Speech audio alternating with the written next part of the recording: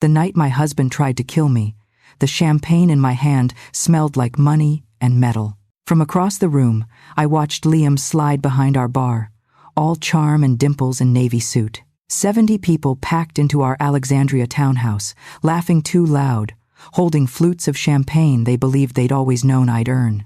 $17 million for a nanofiltration patent, and apparently that made me worth noticing. He thought I wasn't looking.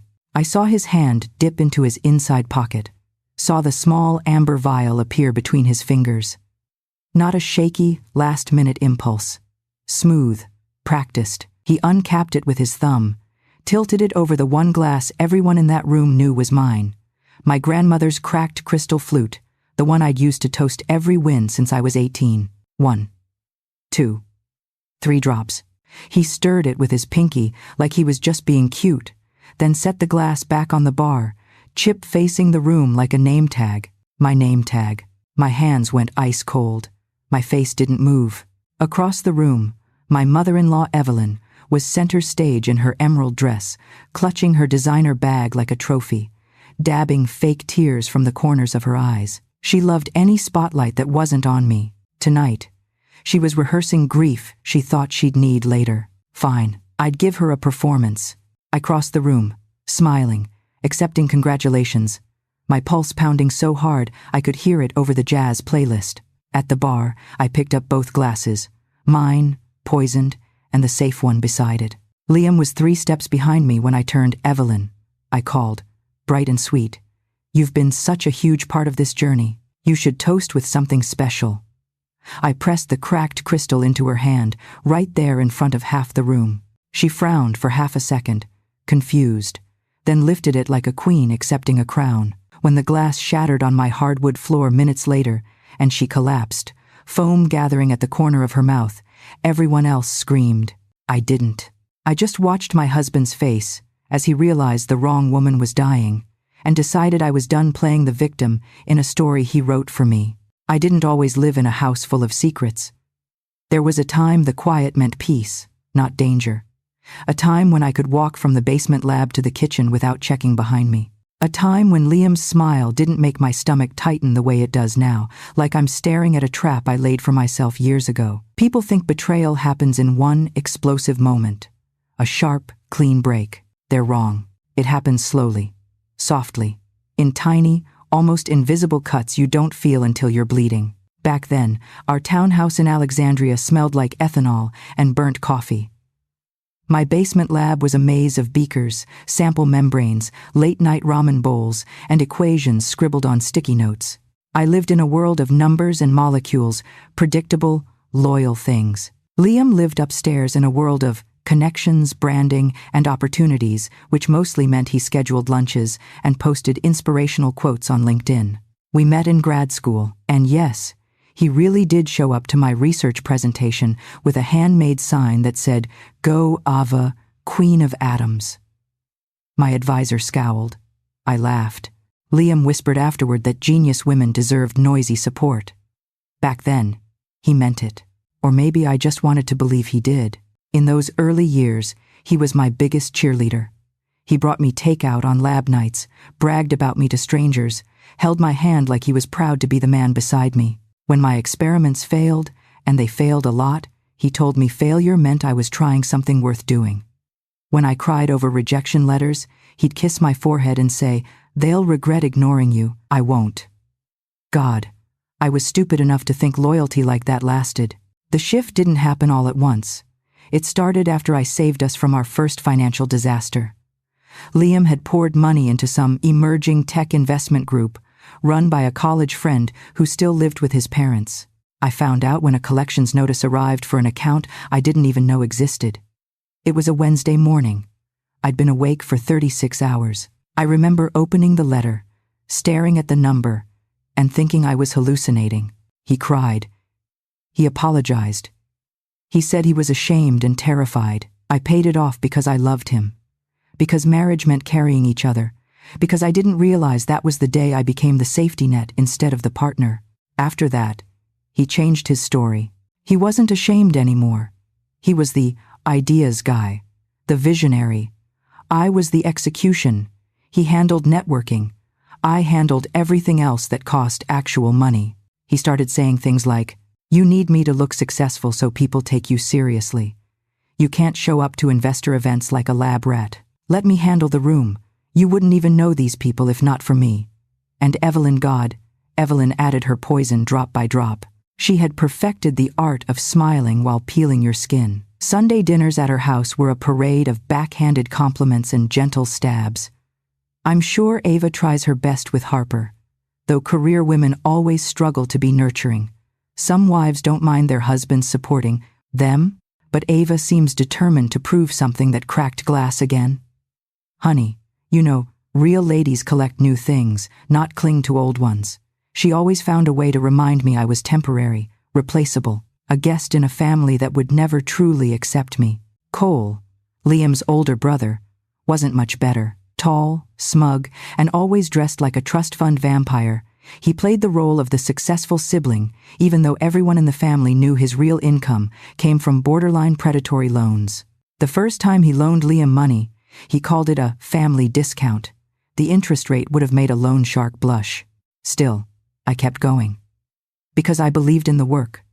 Because Harper deserved stability. Because love is blinding when you don't realize you're bleeding from the tiny cuts. Those 3 years in the basement lab were brutal. Failed prototypes, late-night panic attacks, the constant fear I was wasting my life. And through it all, Liam painted the picture of the savvy husband supporting a rising star. He took credit for my grit, bragged about my genius, and quietly borrowed money behind my back. I should have seen it. The way he smiled at the patent announcement, the way Evelyn touched my shoulder like she was claiming me, the way Cole asked about financial protections as if he were already planning how to slice me apart. But I didn't. Not then. The cracks were there, though. In the glass I kept drinking from. In the marriage I kept patching. In the family that smiled too wide when I succeeded. I just didn't know the glass would be the thing he'd try to kill me with. If you've ever lived with someone who quietly benefits from your success, you know the shift when admiration turns into entitlement. It's not loud. It's not dramatic. It's quiet, eerily quiet, like a faucet dripping behind a closed bathroom door. You don't notice the flood until your feet are already wet. After those basement years, things changed faster than I could keep up with. My prototype finally worked, a membrane that could filter heavy metals at a fraction of the cost. 6 tech firms wanted meetings. 2 made offers. 1 flew me to San Francisco and begged to buy the patent outright. Liam walked around our house with the confidence of a man who'd discovered electricity. He started saying things like, "We did it," and "Our invention is going to change the world. Our invention." I'd look at my cracked fingertips, the chemical burns on my wrist, the journal filled with my handwriting, and wonder when the hour had started. But I let him have his victory lap. That's what you do when you love someone.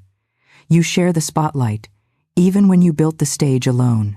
Through it all, Evelyn found new ways to make my accomplishments small. That's lovely, dear. But patents don't always mean money. Oh, Liam must be so proud, carrying the family name into the tech world.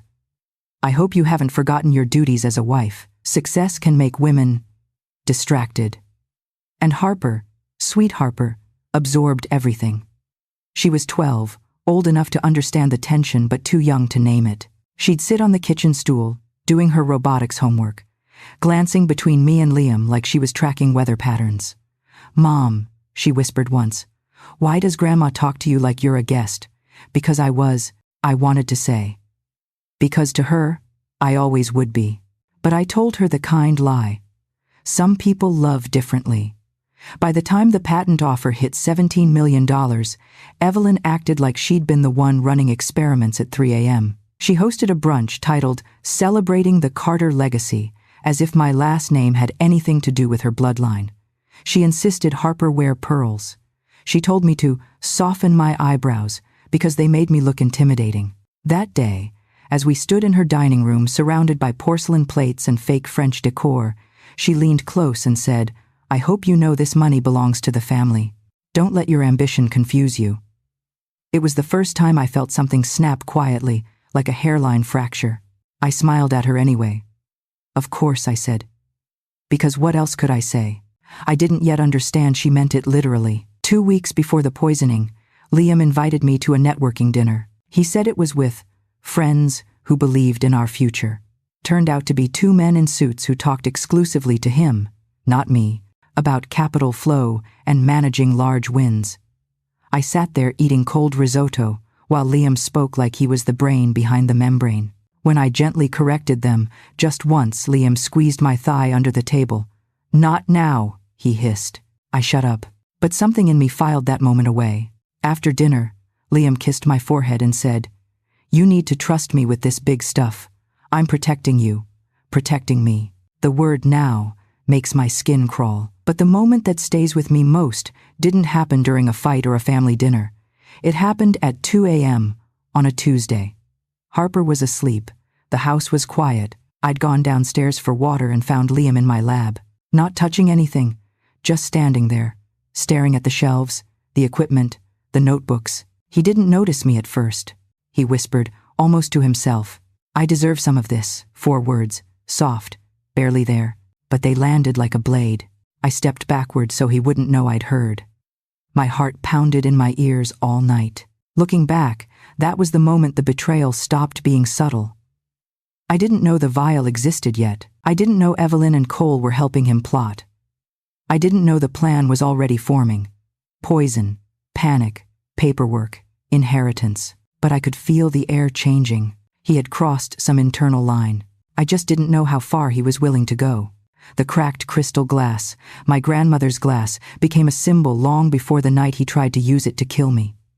It had survived moves, heartbreaks, victories. I kept it because it reminded me beginnings could come from broken things. I didn't know it would become the beginning of the end. There's a moment between fear and clarity where your mind feels split open like cold light pouring into a room you didn't realize was dark. For me, that moment came standing over Evelyn's collapsing body, the poisoned champagne bubbling on the floor, Liam's breath catching behind me like a man watching his own crime play out in the wrong direction. Most people think survival is instinct. It's not. Survival is strategy. Survival is choosing silence over chaos until you know exactly where the exits are. While the guests screamed and someone called 911, I didn't join the panic. I knelt beside Evelyn, pressed 2 fingers to her neck, and made my voice tremble just enough to sound concerned. Inside, I wasn't afraid for her. I was calculating dosage, symptoms, onset time. I knew aconite when I saw it. I knew she wouldn't die if treated fast. And I knew the hospital would run tox screens. That was the moment I decided. I wasn't going to expose him. Not yet. I was going to study him. Like a failed experiment, I wasn't done diagnosing. Everything after that became a project. In my head, I titled it Operation Stay Alive. Objective 1, protect Harper. Objective 2, stay calm. Objective 3, gather data. Real, time-stamped, undeniable data. That meant no shouting, no confrontation, no emotional outbursts he could twist into "Ava's unstable, I'd seen what men like him did when cornered." I wasn't giving him any ammunition. Instead, I split the battlefield in 2, the scientific front, preserving the glass, documenting symptoms, analyzing residue, tracking Liam's behavior like observing a volatile compound. The legal front, calling Rachel, the only lawyer I trusted, and saying one sentence that changed everything. "I need you to listen without asking why." We built a checklist. Duplicate every file, freeze the glass, update passwords, install hidden cameras, create honeypot accounts. Every move executed with the precision of a lab protocol. And then I drew my final rule. Sharp enough to cut. I will not confront him until the evidence can bury him. That was the night I stopped being his wife and became his consequence. Progress isn't pretty. People like to imagine it as a glow-up montage, the kind with upbeat music and soft lighting. Mine started under the harsh fluorescent lights of an ER room, sitting beside the woman who'd spent a decade undermining me while a tox screen tried to decide whether she lived or died. Evelyn lay on the hospital bed, skin ashen, breath shallow, mascara streaked down her face like cracked paint. A nurse adjusted the IV while I stood there, hands folded, face calm. Inside, though, my mind was a storm, map colors shifting, patterns emerging, everything funneling toward one truth. Liam meant for it to be me. Dr. Priya Nair stepped in with her tablet pressed to her chest. Soft voice, hair pulled into a tight ponytail, eyes sharper than her tone. "She's stable," she said, "but there are markers consistent with alkaloid exposure. We're sending samples to the lab for confirmation." I didn't even pretend to be surprised. "Let me guess," I said, loud enough for the charting nurse to hear. "It's from the champagne she drank at my house." The nurse's pen froze. Good. That was a timestamp. A witness. A breadcrumb. Priya narrowed her eyes just slightly. "Why would you suggest that?" "Because," I replied, keeping my voice steady. "She drank from a specific glass. Mine, and she collapsed minutes later." I didn't blame Priya for the hint of suspicion that crossed her face. If roles were reversed, I would have looked at me the same way. Wife throws a party. Mother-in-law drinks wrong glass. Mother-in-law ends up poisoned. It was the perfect setup. If I hadn't seen the attempt with my own eyes. While Evelyn was rushed for further scans, I excused myself to the hallway and dialed Rachel. "It's aconite," I whispered. "I'm sure of it." "Ava," she murmured, a low exhale slipping through the phone. "Tell me everything. And I need every detail, like you're writing a lab report." So I did. Word for word, action for action, drop for drop. By the time I finished, she already had a plan forming. "Aconite will show up," she said, "and the fact she lived complicates his narrative. He'll panic. We need to use that." I leaned against the wall, letting the cool paint calm my skin. "What's our next step?" "Two fronts," she answered. "Documentation and surveillance. And you need to act completely normal. Act normal. Pretend the man who shared my bed hadn't just tried to erase me from the world. Easy." When I returned home, the house felt different. Not haunted, observed. Every object looked like evidence. Every shadow felt like motive. But I walked inside like nothing had changed. Liam was in the kitchen when I entered, leaning against the counter with a glass of whiskey. He turned, face arranged in a mask of concern. "Babe, how is she?" Fake softness, fake worry, fake everything, stable. I said doctors think it was something she drank. His fingers tightened around the glass. The muscle in his jaw jumped. "Drank? What does that mean?" I shrugged, pretending to be tired, instead of calculating. "I don't know. They're testing." He nodded slowly, cautiously, the way someone nods when they're waiting to hear whether their secret is safe. "Good," he said. "Keep me updated. I'll call Mom's friends." Then he kissed my cheek light, gentle, practiced, and walked upstairs. The moment he disappeared, Harper poked her head out from the hallway. "Mom," she whispered, "is Grandma going to be okay?" I crouched to her level.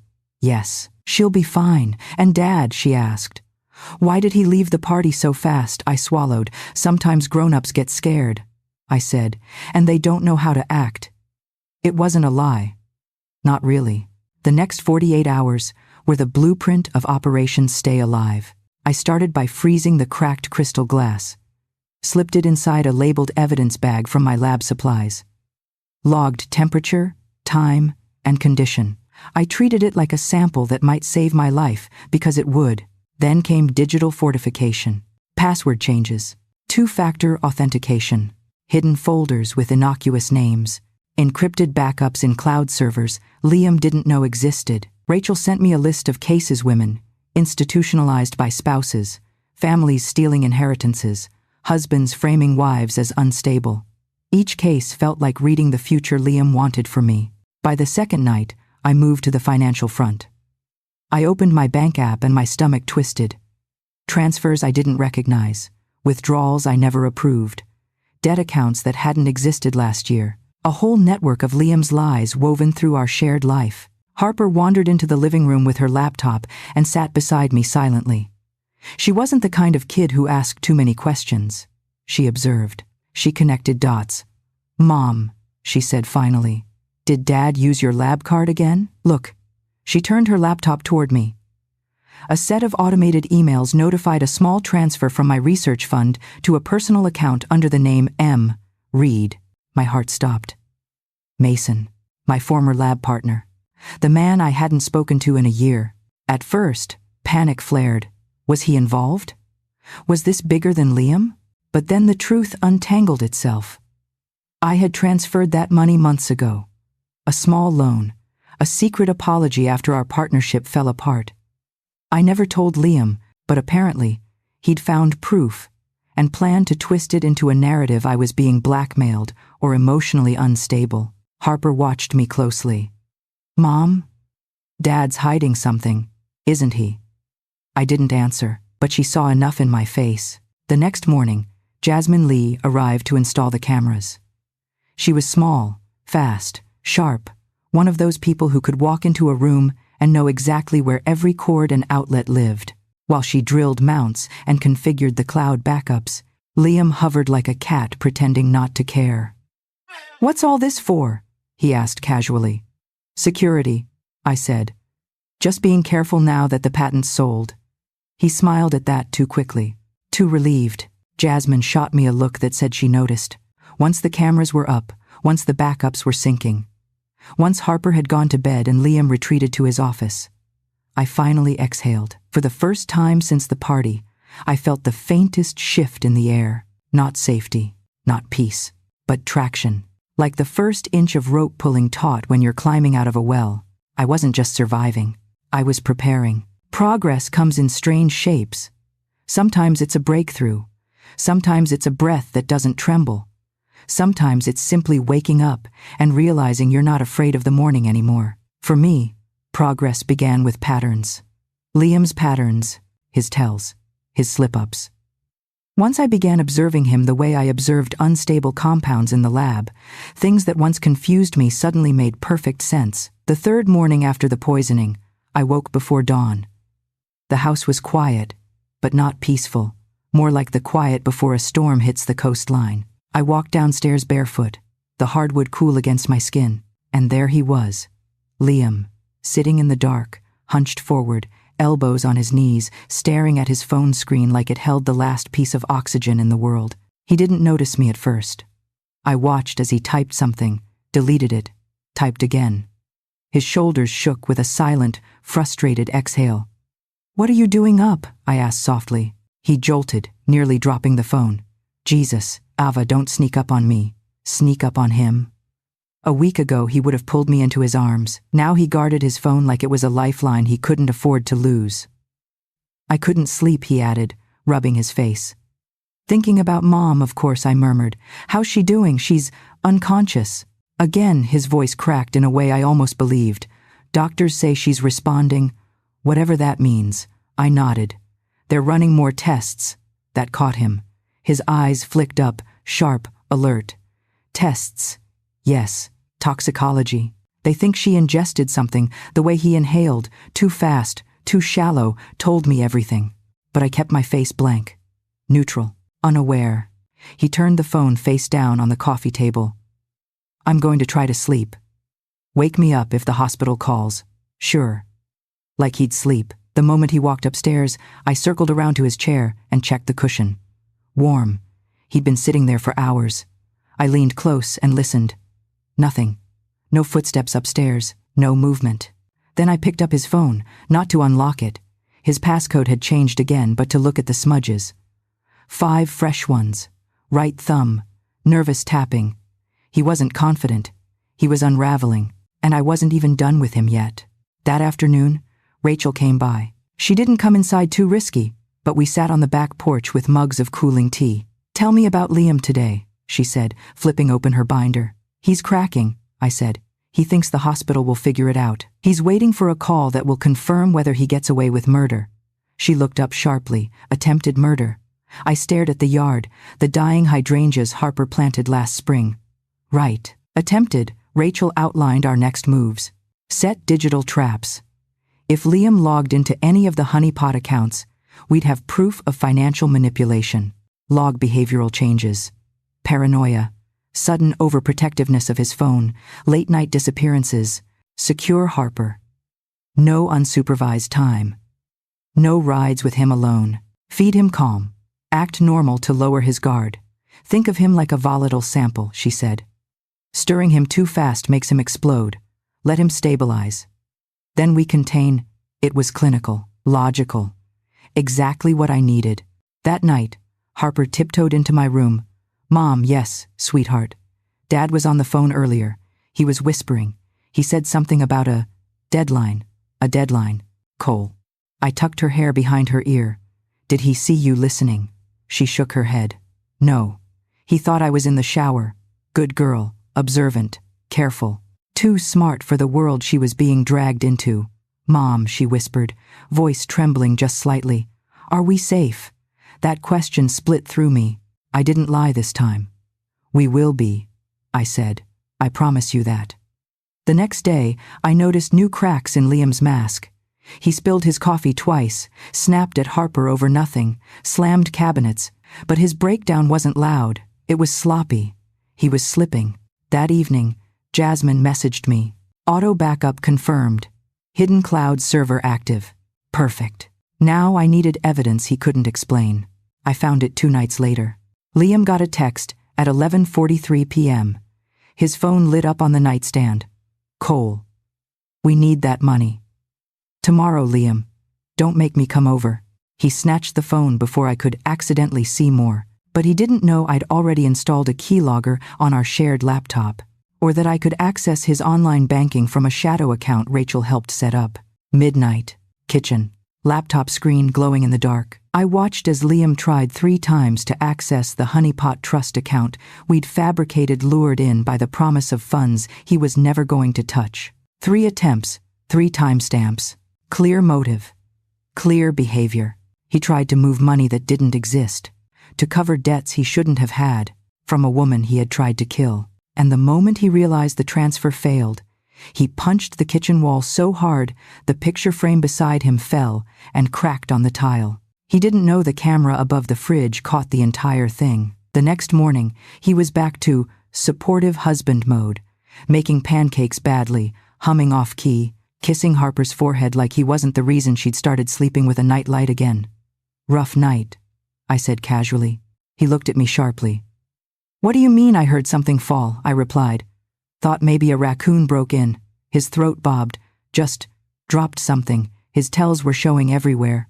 That afternoon, while he was out running errands, Mason Reed called me back. Hearing his voice after a year felt like reopening an old wound, but this time, the pain wasn't mine. Ava? I got your voicemail. What's going on? I hesitated. Then I told him the truth. Not everything, just enough. Jesus, he breathed. I had no idea. And that payment? If your husband tries to drag me into anything, I'll testify. Hell, I'll show the emails proving it was a loan you insisted on. Ava, whatever you need, I'm an unexpected ally, unexpected strength. By the time Liam returned home, something in me had shifted. Not confidence, not victory, but clarity. A razor-cut understanding of exactly who he was and exactly who I needed to become to stop him. When he walked through the door, he smiled like a man in control. Like a man with options. I smiled back like a woman who had already mapped his downfall molecule by molecule, because progress isn't becoming stronger. Progress is realizing you already were. Complications don't arrive like storms. Storms are honest, loud, visible, impossible to ignore. Complications arrive like humidity, slowly, invisibly, making it harder to breathe long before you realize the air has changed. The first complication hit the morning Evelyn woke up. I was in the kitchen pouring Harper's cereal when Liam walked in, pale and shaken, holding his phone like it was a detonator. She's awake, he said.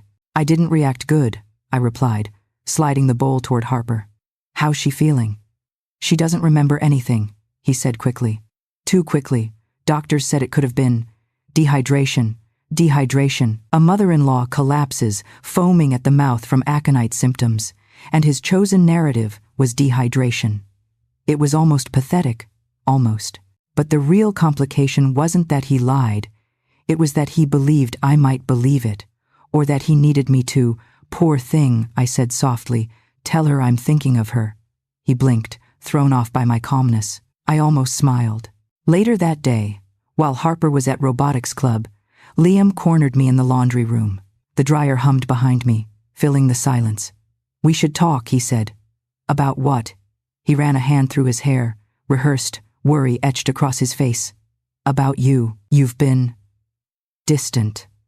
I've been busy. Busy. he repeated, like the word offended him. You didn't sleep next to me last night. I was reviewing lab documents. I lied. His eyes sharpened. You're acting strange. There it was, his first attempt at flipping the narrative. Not. I tried to kill you, but you're acting strange. I'm fine, Liam.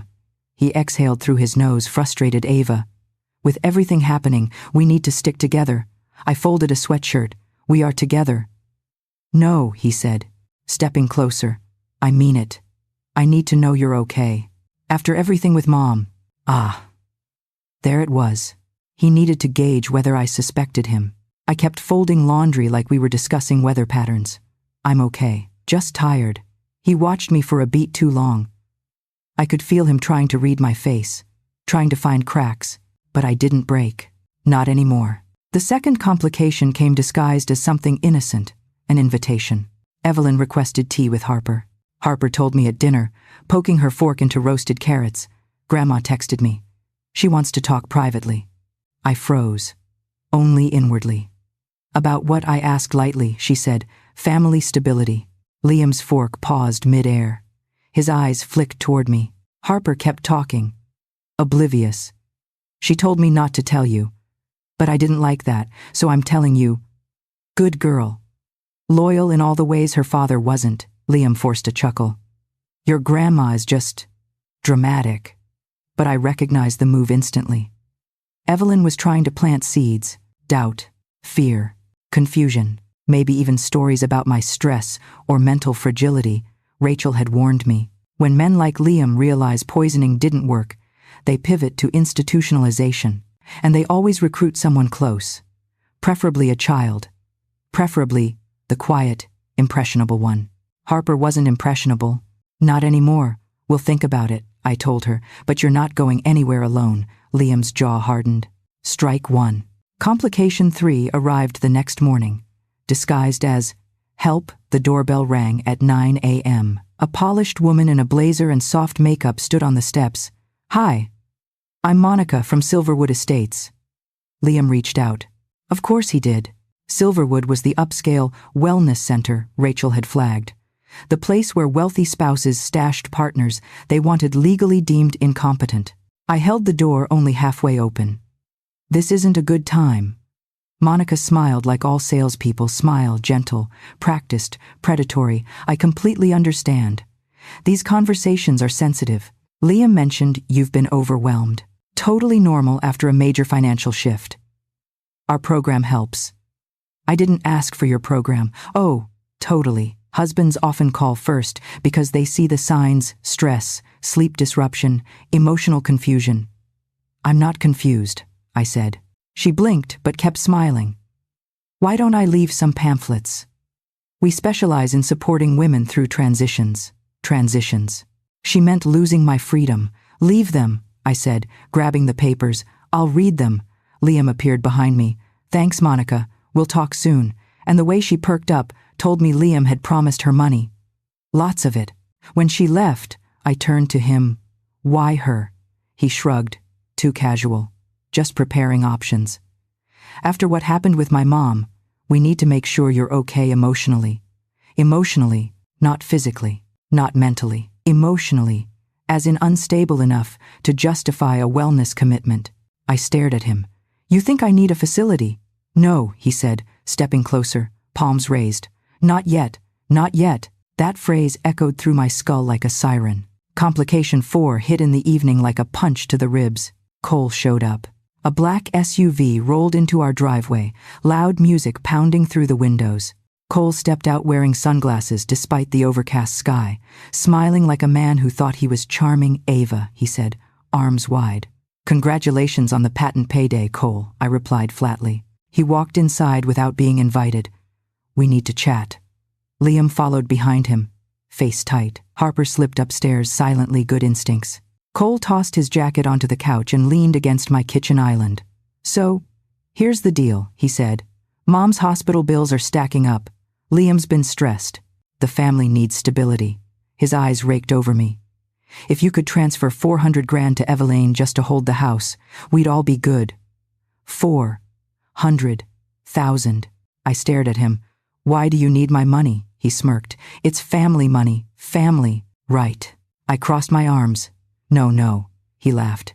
Sweetheart, you can be generous, or you can be difficult. Difficult women don't fare well in this family. I stepped closer, lowering my voice to a blade. You don't scare me, Cole smirked, glanced at Liam. Then maybe Liam should explain what happens when debts aren't paid. And that was it. The truth slipped out like a drunk confession. Liam owed Cole. Cole wanted my money. And together, they'd try to control me to get it. Complications everywhere. But I wasn't drowning. Not anymore. Complications multiply when the person trying to control you realizes you're slipping out of his hands. They grow teeth. They grow speed. They grow desperate. The night after Cole's visit, the house felt heavier, like someone had stuffed anxiety into the vents. Liam tried to play normal. Made pasta. Lit candles. Put on music. But his hands shook when he grated cheese, and he kept glancing at me like he was waiting for a confession I'd never give. Halfway through dinner, he reached across the table and touched my wrist. Ava, he said, voice low. I know things have been tense, I repeated. I'm just worried about you. There it was again. The narrative he needed. The breadcrumb trail he was trying to lay. The concerned husband script. Why, I asked, keeping my tone steady. Because your mother got sick at my party. His jaw twitched. You've been off, distracted, forgetful. The word was calculated. The first step in creating a pattern of decline. I leaned back in my chair. What exactly do you think I've forgotten? He froze. He hadn't expected pushback. He needed me confused, not sharp. I'm not accusing you, he said quickly. I'm just saying, maybe with the stress, you're overwhelmed. Overwhelmed. I almost laughed. Instead, I stood, collected dishes, loaded the dishwasher. Behind me, he said softly. Monica can help you. Silverwood can help our family. Our family. I shut the dishwasher door hard enough to make the plates clatter. Then I turned and met his eyes. I don't need help, I said. I need honesty. His pupils shrank. He recovered too fast, Ava. Please don't make this harder than it needs to be. The tone in his voice wasn't love. It was calculation. The tone of a man tightening a net he thought I couldn't see. Later that night, I found Harper in her room, curled up with her robotics kit, pieces scattered like tiny metal bones. She looked up. Mom, is Dad mad at you? No, I said gently. He's unsure what to do next. That makes people act strange. She hesitated. Grandma called me again. I sat beside her. What did she say? She said, you're stressed, that sometimes moms forget things, that dads have to help. She traced a wire with her thumb. I don't like the way she said it, like she wanted me to be scared. My chest tightened. Of course, Evelyn was already building her own narrative. A fragile, overwhelmed daughter-in-law. A confused mother. A responsible son. Did you tell her you were scared? I asked. No, Harper said. I told her you're the smartest person I know. I swallowed hard. Thank you. She didn't like that answer, Harper added. She said, smart people break the hardest. Smart people break the hardest. Evelyn wasn't just playing games. She was escalating, and Liam was letting her. The next complication came during what they called a family financial review, which Liam scheduled without asking me. He claimed the accountant recommended it. No accountant existed. I walked into the living room to find Evelyn on the couch with a blanket around her shoulders, Cole leaning against the fireplace, and Liam standing like he was hosting an intervention. Monica was there too. Of course she was. Ava, she said warmly. Thank you for joining us. As if I'd been invited. As if this was a meeting I had asked for. What is this? I asked. Liam gestured toward the coffee table, where a stack of documents sat neatly arranged. We want to talk about stability. For the family. For Harper, I looked at the stack. Property forms. Power of attorney drafts. A pre-admission packet for Silverwood Estates. My pulse slowed. Not slowed. A cold clarity washed over me. You want me, I said, to sign myself into a wellness center. No, Liam said. Just consider it. So professionals can help you manage. Manage what? I cut in my success. Evelyn sucked her teeth. Don't be dramatic, dear. We're trying to help. By taking my rights, I asked. My autonomy, Cole shrugged. You've been under strain. Big money does that to women. Big money does that to women. I almost applauded the line. It was so perfectly smug, so perfectly sexist, I could have recorded it for evidence. Monica stepped forward, clasping her hands. Ava, these forms don't commit you. They just allow Liam to make decisions if you're impaired. Impaired. Liam didn't correct her. I looked around the room at the 3 people who wanted to erase me and the one who wanted to profit from it. You brought a wellness rep into my living room, I said slowly to talk about removing my decision-making. Ava, Liam said, voice softening, you're not listening. No, I said, you're not listening. I picked up the packet, flipped through the pages, read lines under diagnoses that didn't belong to me. Potential symptoms conveniently vague. I looked Liam dead in the eye. You did research, I said. You planned this. He stiffened. You're twisting things. No, I said, you are. Harper's small footsteps creaked at the top of the stairs. She peeked down. Worry etched across her face. Liam noticed. His expression shifted quickly, too quickly, into one of gentle concern. Harper, he called, softly. We're just talking to help Mom. I stepped in front of the staircase. Go upstairs, honey. Close your door. Harper nodded and backed away. I turned back to Liam, Evelyn, Cole, and Monica. This meeting is over, I said. You don't get to decide that, Cole snapped. Actually, I said quietly, I do. And then, without ceremony, I gathered every document, every form, every pre-admission lie, and fed them, page by page, into the fireplace. The flame caught fast. The crackling filled the room. Evelyn gasped. Cole cursed.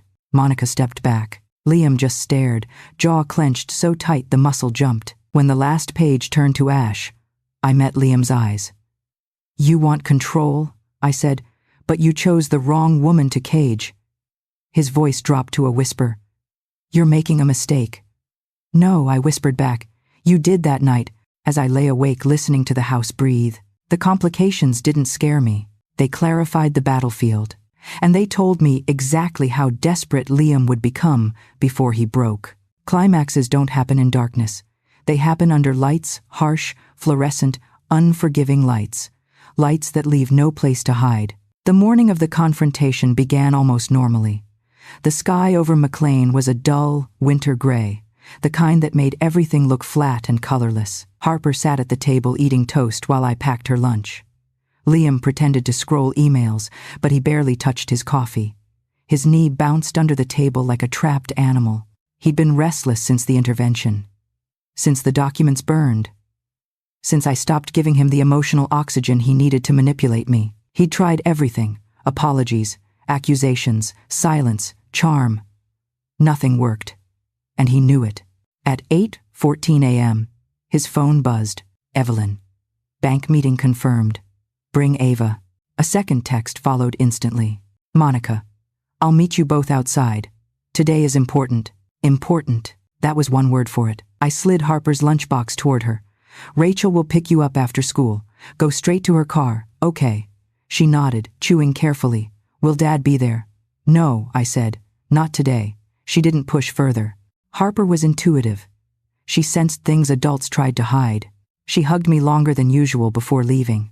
When the door closed behind her, silence filled the kitchen, thick, swelling, unnatural. Liam cleared his throat. So he said, we should leave soon. For what? I asked. His eyes flicked upward.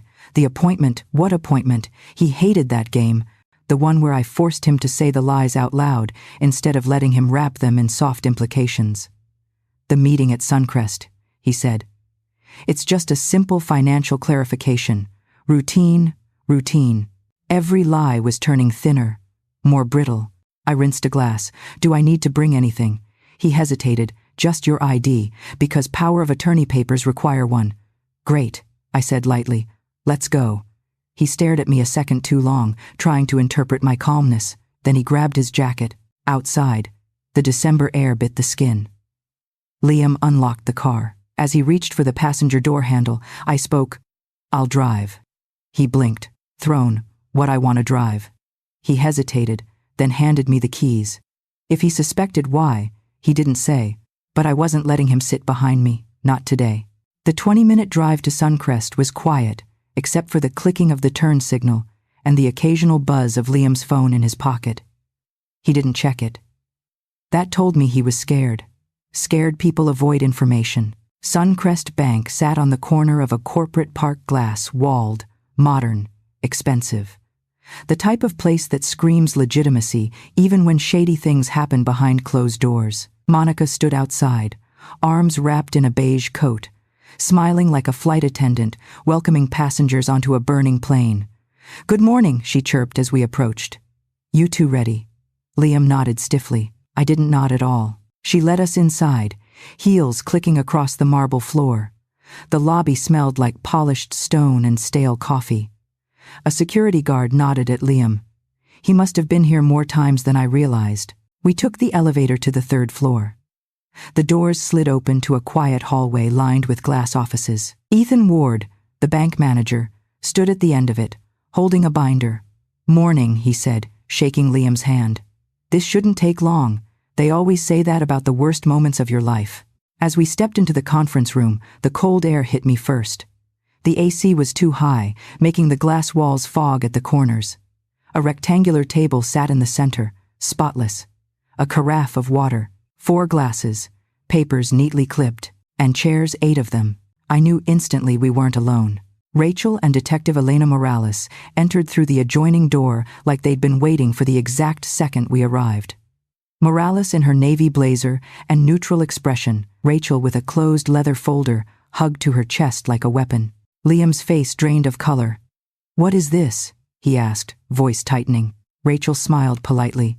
"A clarification meeting. You said it was routine, didn't you, Liam?" Morales crossed her arms.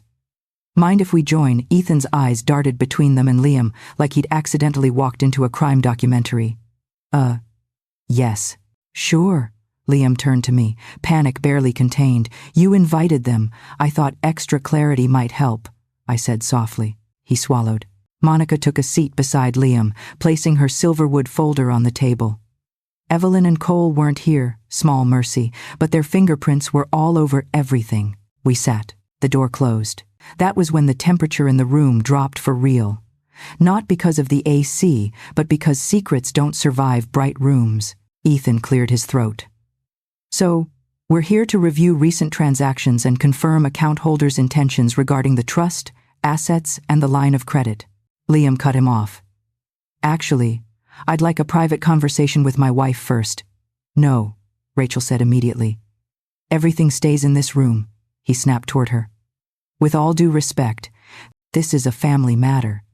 "This," Morales said, "is an official matter." Liam's jaw clenched. His eyes flicked to the door like he might bolt. Ethan flipped open the binder. "Before we continue, I need to verify the identity of the primary account holder." He looked at me. "Ava, can I see your ID?" I handed it to him. Not shaking, not blinking. He scanned it into the system. "Thank you. Now, regarding account 7,392, Liam straightened, confidence returning. "Yes, we need to reassign control temporarily. My wife's been—" "Stop," I said. The word cut through the room like a blade. Liam froze. "Proceed, Ethan," I said calmly. The manager nodded, scrolling. "Account 7,392 is currently active, but holds a balance of $50. Silence. Not confusion, shock. Liam blinked, his mouth parting. "What? $50? Ethan repeated. "Last month the account held over 6 figures. Today, 50. Rachel leaned back. "We'll get to that." Monica frowned, whispering, "That affects the care plan." I almost laughed. Liam turned to me slowly. "What did you do?" "You mean," I asked, "what did I protect?" He stood abruptly, palms pressing into the table. "This is ridiculous. She's been under stress. She's unstable. She burned legal documents in our home." "Did she?" Morales asked, pen poised. "Could you provide evidence?" He hesitated. "Well, camera footage," she pressed. His eyes flicked to the ceiling, where he assumed the cameras only recorded locally. Rachel watched him like a shark smells blood. "Funny thing about cameras," she said. "They often have cloud backups." He stilled, dead still. The moment stretched, taut and dangerous. "Let's talk about something else," Rachel said, folding her hands. "Login attempts." She slid a printed sheet across the table. 3 attempts to access a trust account belonging solely to Ava Carter. "Logged from your device?" "Liam." His throat worked. "That's not... I didn't. Maybe it auto-filled." "Attempting to move funds from a spouse's protected account is fraud," Rachel said, "especially when paired with medical evidence of poisoning." Monica gasped. Quietly. Poisoning Ethan looked like he wanted to melt into his chair. Liam's voice pitched low. "Ava is confused. She's been having episodes..." Morales raised a hand. "Let me stop you right there." She opened her folder and laid out her own documents. Hospital tox results, time-stamped statements, printed search history. "Your mother's toxicology report came back," Morales said. "Aconite, high concentration, same symptoms Ava would have had if she'd drunk from that glass." Liam's face collapsed inward. Rachel added the final blow. "Funny thing? The glass is intact. Frozen. Preserved," Ethan whispered. "Oh my God." I leaned forward, quiet, controlled. "Tell me, Liam," I said. "What did you think would happen? That I'd drink? Collapse? That you'd cry over my body and inherit everything?" He pointed at me with a trembling hand. "You're twisting this. You're sick, Ava. You're..." "No," I said. "I'm awake." The room held its breath. Then the door opened. Agent Daniel Price stepped in, badge flashing, voice steady. "Liam Carter," he said, "you're under arrest for attempted murder, financial fraud, and conspiracy to commit asset misappropriation." Liam staggered back as the officers moved toward him. "No, wait, Ava. Please." But I didn't move, didn't blink, didn't offer him a single ounce of mercy. The cuffs clicked, lights hummed, papers rustled, someone exhaled. And for the first time in months, I felt oxygen fill my lungs completely. The moment the cuffs locked around Liam's wrists, the world inside that glass-walled conference room shifted. It wasn't loud. It wasn't messy. It wasn't dramatic in the way movies are. It was quiet eerily, beautifully quiet. Like the air had finally decided to stop suffocating me. Liam didn't fight the officers. He didn't shout. He didn't lunge for me. His entire body sagged forward as if someone had cut the strings holding him upright. He looked smaller than I'd ever seen him, like a man realizing the universe wasn't bending to his plans anymore. "Ava," he breathed, trying to twist toward me as the officers guided him back into a chair. "Please, just talk to me. We can fix this. We can explain..." "Explain what?" Rachel interrupted coolly. "Which part should she explain, your attempt to poison her or your attempt to steal her assets?" He shook his head violently. No, that's not. She's twisting things. She's been off. She's unstable, Elena. You know this." Morales tucked her pen behind her ear. "My name is Detective Morales. Use it. Then. And I know you've been lying." He swallowed hard.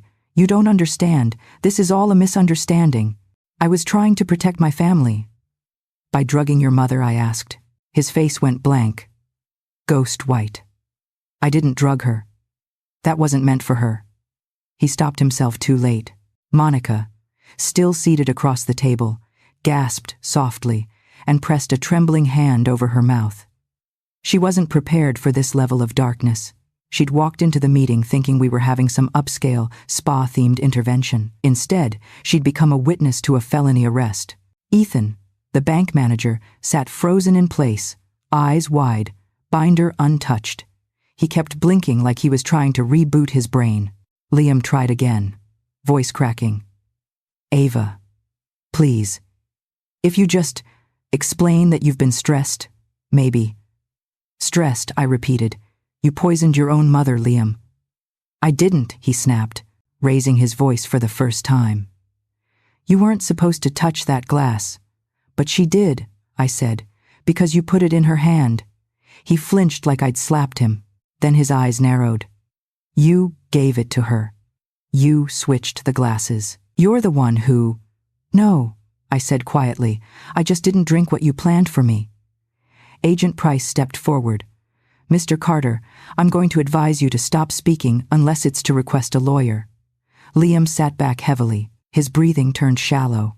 He stared at me as though trying to hypnotize me into regretting everything. Then his voice softened, trembling around the edges. I loved you, Ava.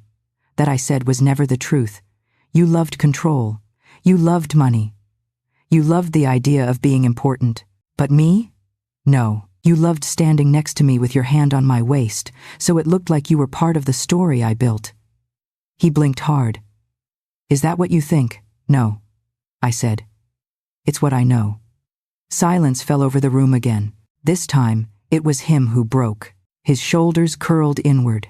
His eyes glistened. His voice, when he spoke, came out small.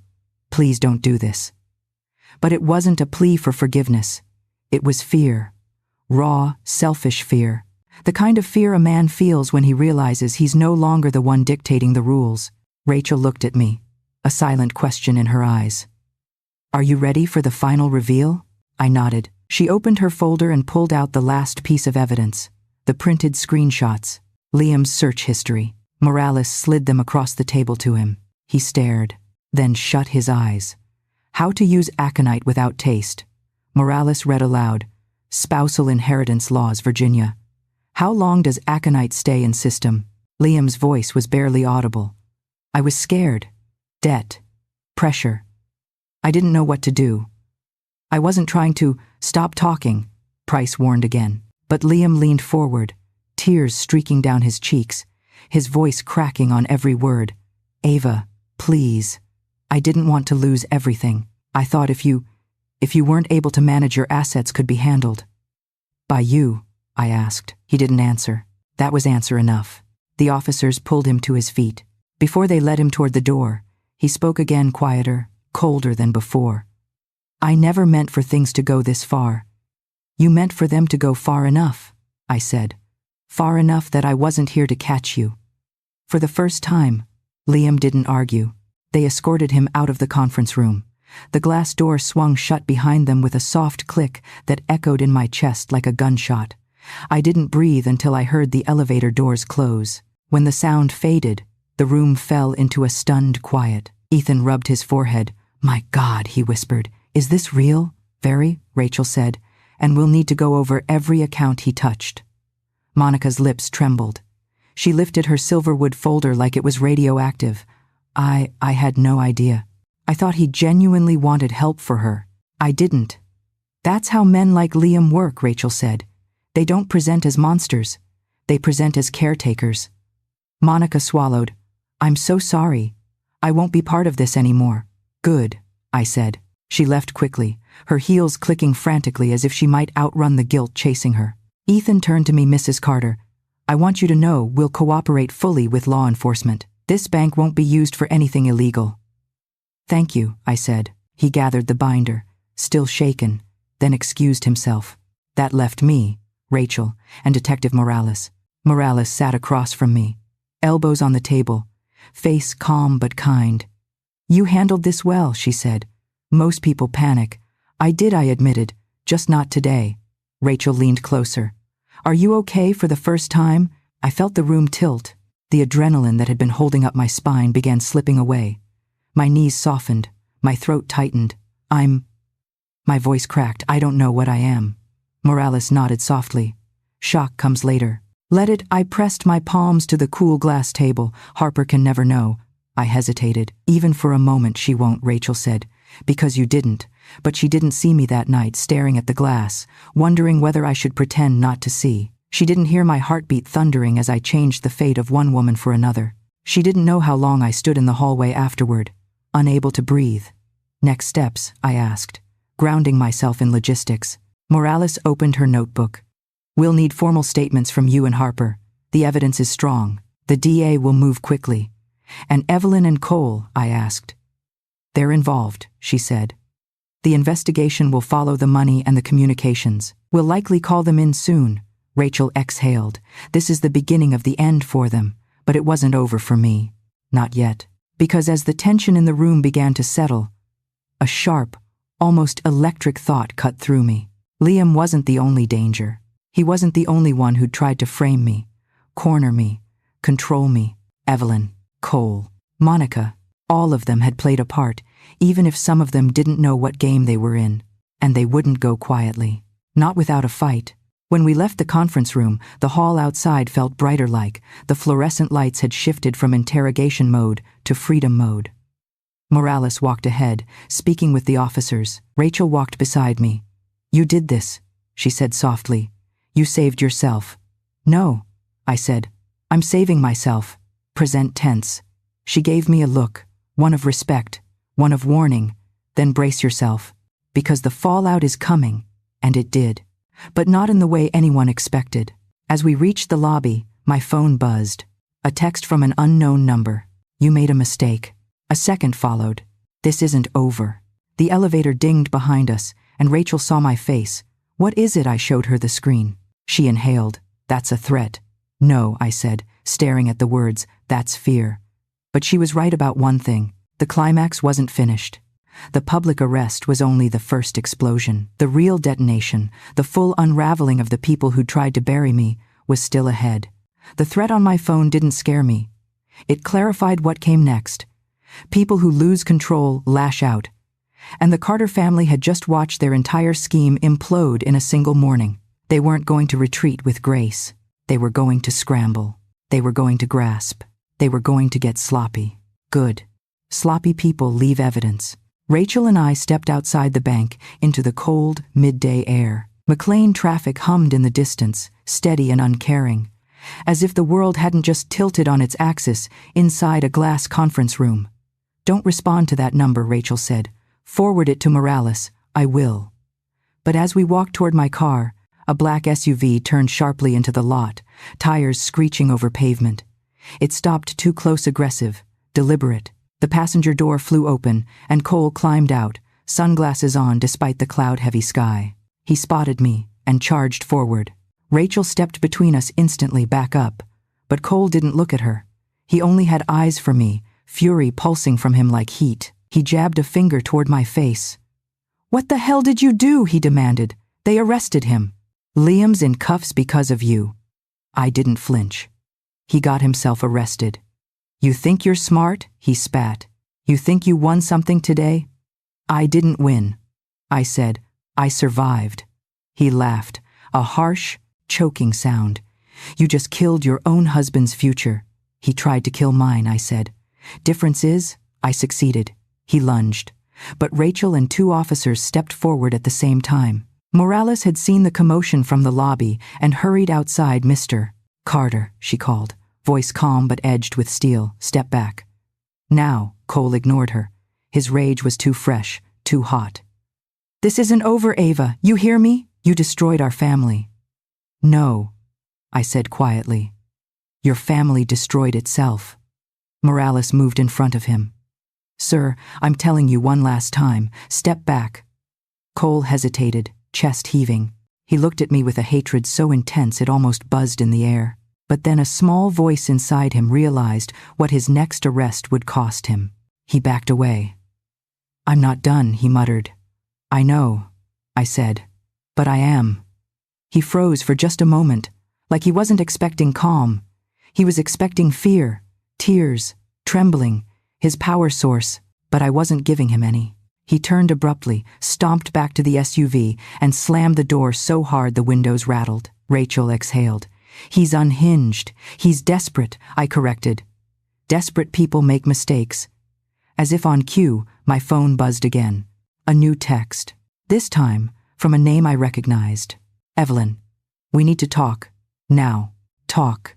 The same word Liam used minutes before the cuffs tightened. Rachel peered over my shoulder.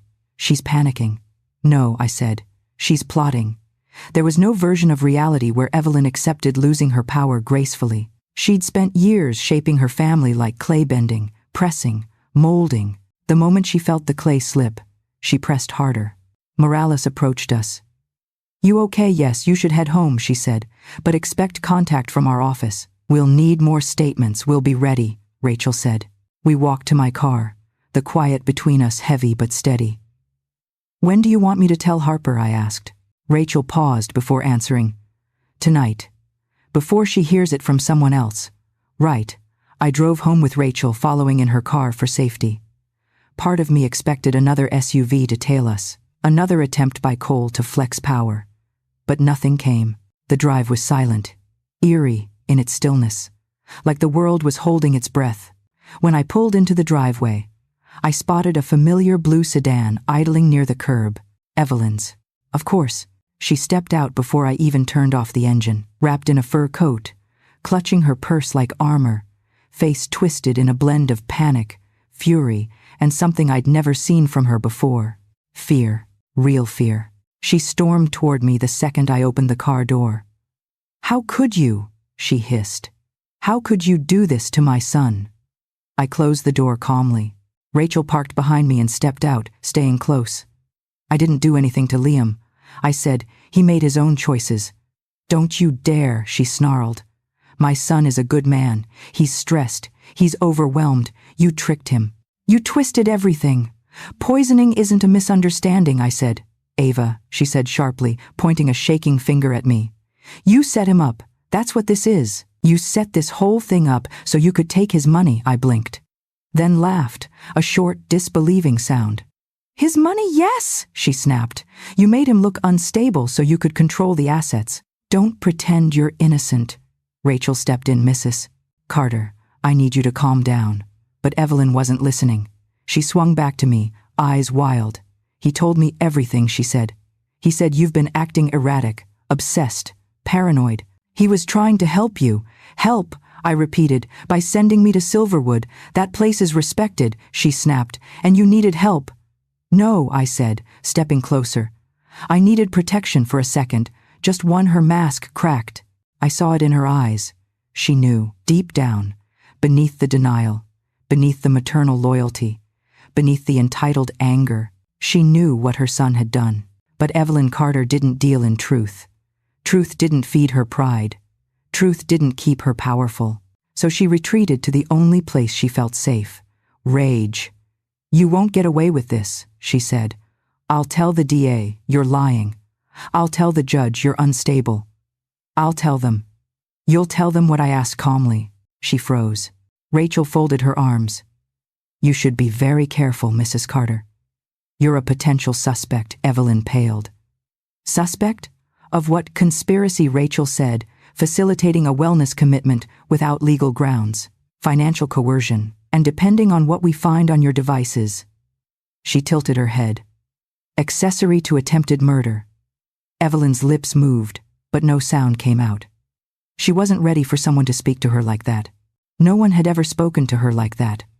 "You," she stammered, "you don't know what you're talking about." Rachel took a step closer. "We know about the emails." "What emails?" Evelyn whispered. "The ones you sent Liam about handling Ava. The ones where you suggested that maybe she wasn't mentally stable anymore. The ones you copied to Cole." Her face drained completely. "You're lying," she whispered. Rachel raised an eyebrow. "Would you like to see the printed copies?"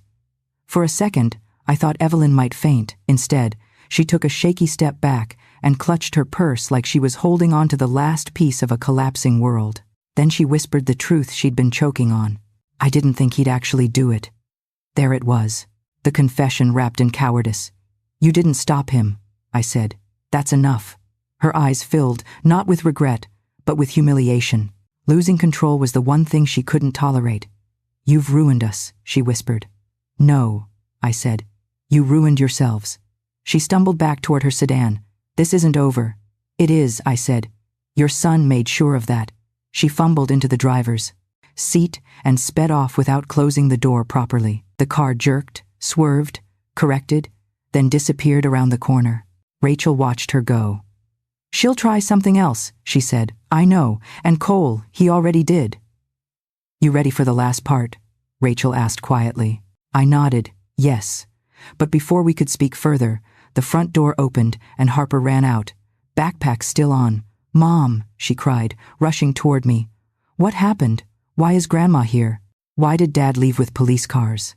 I knelt and pulled her close.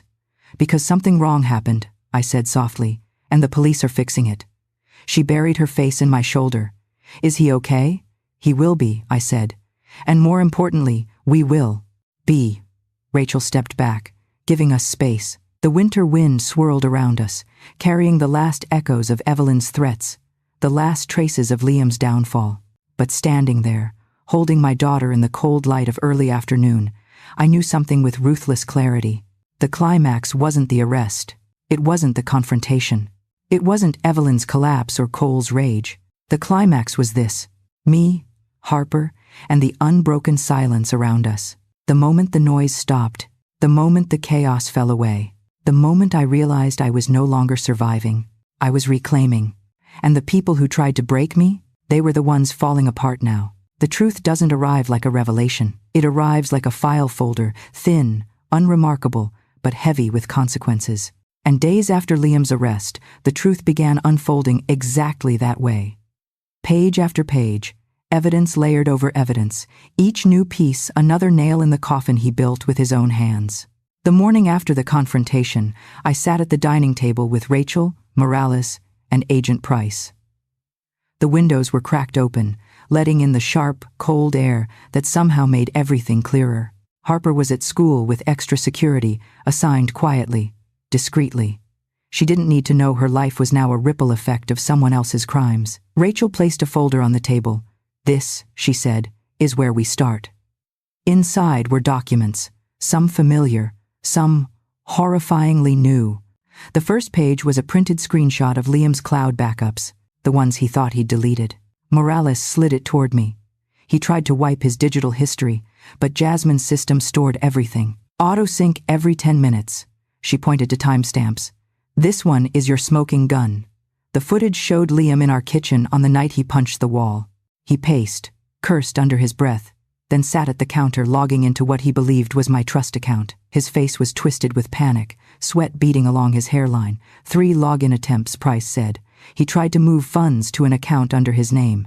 "That's clear financial fraud." I stared at the screen, not with shock. "With confirmation? Keep going," I said. Rachel flipped to the next set of documents emails. These were worse. Far worse. Liam emailed a journalist, she explained. 3 weeks before the poisoning attempt, she read aloud. "If anything ever happens to Ava, stress, exhaustion, accident, the legacy of her work should be protected. I'm the one who understands it best." I felt my stomach harden. He was preparing the world, yes, Rachel said, preparing the narrative, that you were fragile, overworked, that your death or breakdown would be tragic but understandable, Morales added. And Evelyn was helping. She slid another set of printed messages toward me. These were from Evelyn to Liam and Cole. "Ava doesn't look well lately. Maybe a doctor should evaluate her.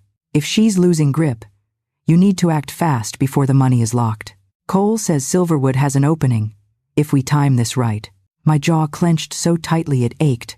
"They built a story," I whispered, "a narrative where I was incompetent, a danger to myself, convenient for them." "Exactly," Rachel said. "This goes far beyond poisoning. This is a conspiracy to remove you from your own life." Price nodded. "That gives us grounds to investigate all parties." I should have felt vindicated, relieved, maybe proud that my careful planning had led here. But all I felt was something colder, an ache deep inside me that tasted like grief. Not for Liam, for the years I gave him, for the trust I wasted, for the version of me that didn't know better. "Next," I said, steadying my voice. The next file belonged to Mason Reed. Rachel looked at me carefully before continuing. "This part might surprise you." Mason had forwarded an email he received from Liam months earlier. "If Ava has a breakdown, we'll need someone to explain the data inconsistencies in her research. You'd be helping protect her reputation." He'd been trying to recruit Mason to twist him into an accomplice. Another page. Screenshots of wire transfers. Small, sporadic. From my lab account to Mason. Morales explained, "We initially thought Mason was siphoning funds. Turns out those were reimbursements you made privately. Liam tried to use them as evidence that Mason was blackmailing you." I closed my eyes. Of course Liam would use my kindness as a weapon. There was more. Printouts of Silverwood documents Monica had forgotten to share. Pre-filled commitment forms with my name. A letter drafted, but never sent requesting expedited psychiatric evaluation. Rachel tapped the pages. This proves intent. They weren't improvising, Ava. They were strategizing. I know, I said. I felt it. Morales leaned forward. But now you can prove it. That mattered more than anything, because feelings don't win cases. Evidence does. Price shifted to the final tab. And here, he said, is the part that closes the loop, the lab results. The toxicology report confirmed aconite in Evelyn's bloodstream. But there was an additional note from the state lab. Traces of the same compound found on the outer lip and inner base of the chipped crystal flute provided by Ava Carter. The room went quiet. For a moment, all I heard was my own heartbeat, slow, steady, unwavering. That glass saved your life, Rachel murmured. No, I said. My eyes did. Price sat back. With these findings, the DA can pursue full charges: attempted first-degree murder, fraud, conspiracy, and elder endangerment. I nodded slowly. Good, but it wasn't enough. Not yet. Because there was one more truth, one more piece of the puzzle only I could provide. I reached under the table and pulled out my grandmother's leather-bound lab journal, my own private record. I opened it to the timeline I'd started the night of the attack. Dates, times, details, behavioral notes, every lie he told, every sudden mood shift, every suspicious financial move, every conversation Harper overheard, every visit Evelyn made. I slid it across the table to Morales. This is my counter move. She opened it, eyes widening. Ava, this is meticulous. It's what I do, I said simply. I document things. I analyze patterns. I don't forget. Rachel squeezed my hand. This, combined with everything else? It's over. But I wasn't smiling. Not yet. Because the truth wasn't victory. The truth was exposure. And exposure has consequences. Truth doesn't just reveal villains. It reveals the architecture of the world they built, the lies they leaned on, the people they used, the foundations they cracked with every secret they whispered in the dark. And once the truth is fully exposed, there is only one thing left to do: confront the fallout. 2 days after the evidence review, Morales called with an update. We executed search warrants, she said. You're going to want to sit down. I didn't. I stood in my kitchen with the phone pressed to my ear, staring at the window where sunlight spilled across the sink.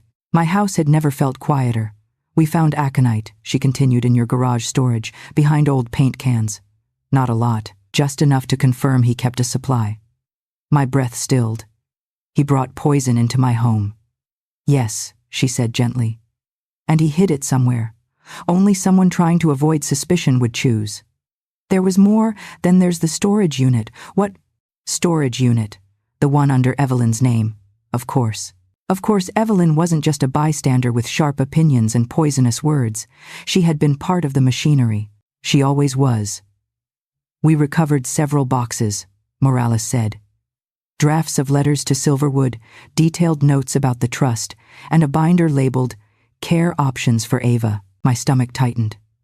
Care options. Yes, she said. It's clear she was preparing for the possibility, maybe even expectation, that Liam would remove you from your life. A quiet, pulsing anger spread through my chest. I wasn't sure if it was fury or grief. Maybe both.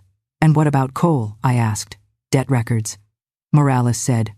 3 different lenders, 2 illegal. Liam promised repayment through your assets. The lenders are cooperating. Good. Let them all turn on each other.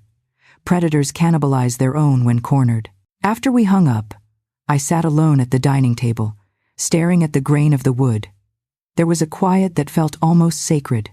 Not relief, not triumph, something deeper. A recognition that the people who claimed to love me had architected my downfall with more dedication than they'd ever shown my dreams. But there was still one piece missing, one voice that hadn't been heard yet. Harper's. That evening, after dinner, we sat together on her bed. She fiddled with her robot kit, eyes down, hands restless. Mom, she said softly, is Dad coming home? I took a breath. Not for a long time. She looked up, searching my face for fear, for anger, for something she could anchor to. I kept my expression gentle. She whispered, Did he really try to hurt you? This was the moment. The hinge. The point where truth either wounds or frees, sometimes both. Yes, I said. He did. She didn't cry. She didn't gasp. Instead, she nodded slowly, like she'd already known, but needed permission to believe it. I recorded something, she said suddenly. Voice small. Do you want to hear it? Only if you want me to. She reached into her desk drawer and pulled out a small recorder. Pressed play. Liam's voice filled the room, muffled but unmistakable. If your mom needs help, you'll stay with me. She won't be gone forever, just until she's better. You don't need to worry about her being confused. I'll handle things. My throat tightened. Harper paused the recording. I didn't like how he said it. It sounded like he wanted you gone. I cupped her cheek. You're very brave. Are you mad at me for recording him? No, I said, pulling her into my arms. I'm proud of you. You helped protect us, she exhaled, a small, shuddering sound, and melted into my shoulder. Later that night, Rachel and Morales came to collect the recording. Harper watched from the stairs as I handed it over. This helps tie the narrative together, Morales said. Intent, manipulation, and proof that he was prepping her for your removal.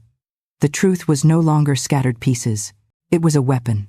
A clean, precise blade. When the door closed behind them, I returned to my grandmother's chipped crystal flute, now sealed in an evidence bag on my counter. I stared at it, at the faint line of the crack that had once made it charming, now damning. My reflection stared back from the curve of the glass. Not the woman Liam tried to erase. The woman who survived him. I picked it up gently. Its weight felt different now, not sentimental, not celebratory. It was a relic of everything I endured, and everything I reclaimed. This was your last move, I whispered. Now here's mine. Because truth wasn't the end. Truth was the moment before the end, the breath before the final note. And my countermove, my real countermove, wasn't exposing Liam. It was rebuilding a life he could no longer touch. A life where Harper felt safe, where my work belonged only to me, where my name wasn't attached to a man who treated me like an obstacle. The next morning, I called the DA's office. I'm ready for the formal statement, I said. My voice was steady, grounded, unshakable. The truth had done its job. Now it was time for justice to finish the rest. Healing doesn't arrive like victory music. It arrives quietly, so quietly you almost miss it. A soft morning, a room that feels bigger than it used to, a breath that doesn't feel stolen. 6 weeks after Liam's arrest, winter began to loosen its grip on Alexandria. The air was still sharp, but lighter, less heavy with dread. The days stretched a little longer. Sunlight lingered on my kitchen floor, as if it had finally decided my home was worthy of warmth again. Life didn't snap back. It rebuilt itself in small, deliberate steps. The first step was reclaiming the house. I walked through every room with a box and a trash bag. Liam's old shoes, gone. His stack of fitness magazines, gone. The cologne he bought to impress people at networking events, gone. Each discarded relic felt like plucking thorns from the air. His office, once a shrine to performative ambition, became my lab annex.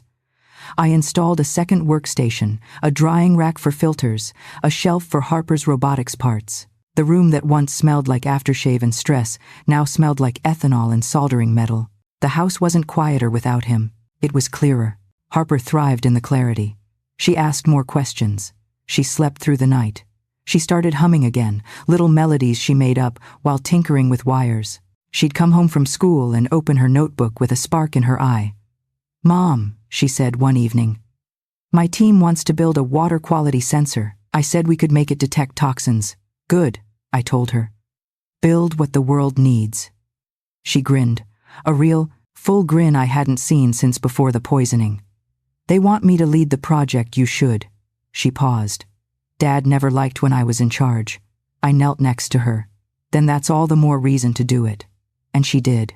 Meanwhile, Evelyn and Cole were feeling their empire crumble. Morales updated me periodically.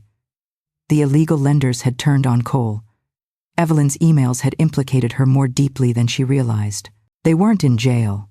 Not yet, but their confidence had evaporated. Their messages stopped.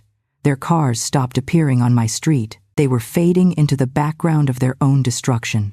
1 month after the arrest, I drove to the courthouse for a bail hearing. Not for closure, but because I needed to see the truth with my own eyes. Liam entered the courtroom wearing a county-issued jumpsuit instead of his tailored suits. His hair hung limp, his face gray with exhaustion. He scanned the room, searching for me. When he found me, his expression softened into something almost pleading. I didn't look away. I didn't blink. And I didn't feel sorry. He mouthed something. Please. I shook my head once. No. The judge denied bail. When they let him out, his shoulders sagged under a weight he finally had to carry alone. Afterward, sitting in my car, I didn't cry. I didn't celebrate. I simply breathed. A long, steady breath that tasted like freedom. The next step in rebuilding was creating a boundary where the old version of me had none. I changed my routines, locked the doors at new times, took self-defense classes with Harper so she'd learn confidence without fear. I set strict digital protections, two-factor authentication, encrypted backups, new cloud systems unrelated to anything Liam ever touched. I hired a financial manager to oversee the patent income. A woman named Naya Sharp, kind, no nonsense. She didn't treat me like an ATM or a dependent. She treated me like a partner. You did everything alone for too long, she told me during our first meeting. Now you get to build with people who don't take from you. It felt strange to trust again, but refreshing too, like stepping into a clean room after years of breathing dust. And my work came back stronger. With the funds from the patent, I opened a small lab extension downtown. Just a rented floor at first, then a full unit. I hired 2 assistants, built a filtration prototype that could be used in lower-income communities. I turned survival into purpose, pain into progress, fear into fuel. But the biggest change wasn't the lab or the house or the finances. It was me. One evening in early spring, Harper made pancakes for dinner, thick, uneven ones, with too much vanilla. We ate them at the counter, with syrup dripping onto our plates as the sunset cast warm gold light across the kitchen walls.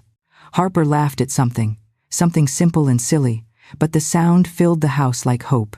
I poured myself coffee into a ceramic mug she and I had painted together.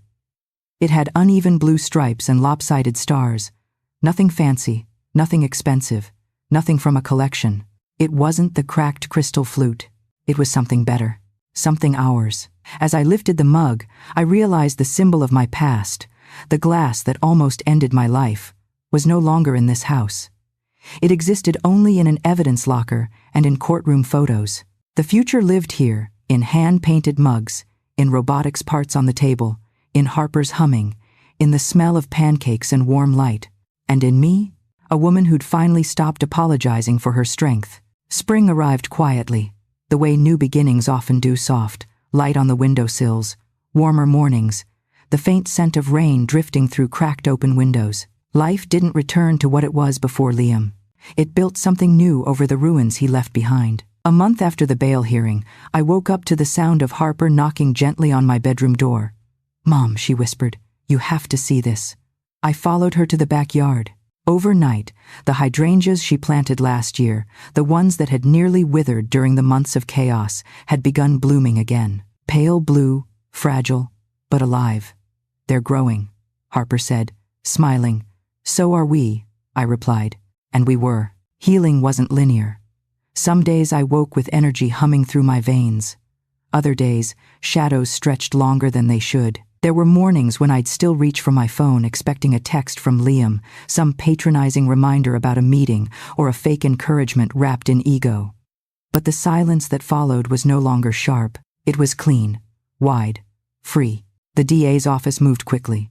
With the overwhelming evidence, video logs, search history, the poisoned glass, the financial trail, Harper's recording, Evelyn's emails, the case was airtight. Liam's lawyer filed motions, tried to suppress evidence, tried to reframe the narrative as a marital misunderstanding. Nothing stuck. The day the plea deal was announced, Rachel met me outside the courthouse. "He's taking it," she said. "Which part?" I asked. "Attempted murder and financial fraud. Minimum 12 years. I let out a breath I didn't realize I'd been holding. Not joy, just release. A pressure valve finally opening. "And Evelyn?" I asked. "Probation and mandatory counseling. She's cooperating now. Classic self-preservation. Cole, he's being investigated for illegal lending and extortion. He'll face charges too. I nodded. It wasn't revenge. It wasn't triumph. It was just as clinical, necessary, and overdue. That evening, Harper and I baked brownies. She wore her favorite hoodie, the one with little embroidered planets on the sleeves. She stirred the batter with exaggerated concentration. When Dad gets out, she said carefully, will he try to come back? No, I said. And if he tries, he won't get far. She didn't look scared. She looked certain. Her certainty made me stronger. Later, after she went to bed, I stepped into my new lab space. The counters gleamed under bright LED lights. My microscope waited like an old friend. On the whiteboard, sketches of an improved filtration prototype covered one full panel. I stood there, breathing in the faint scent of ethanol and fresh plastic. This was my sanctuary, my future, my counter-move made tangible.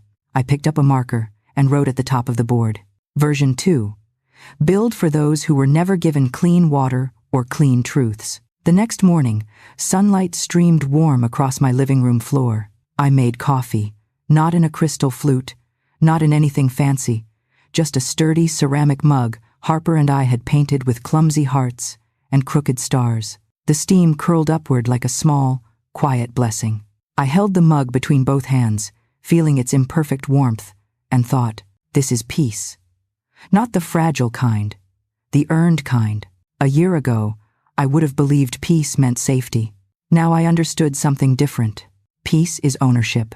Peace is clarity. Peace is the absence of someone trying to rewrite the story of your life.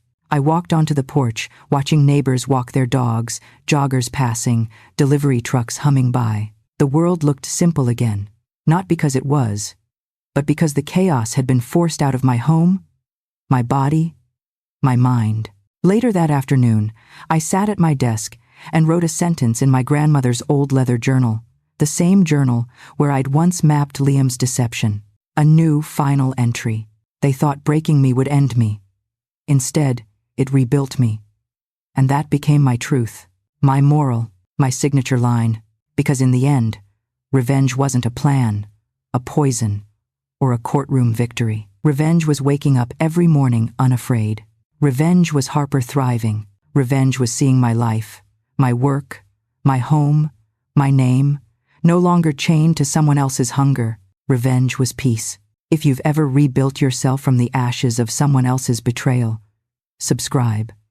There are more stories like Ava's stories of survival, truth, and quiet, relentless strength.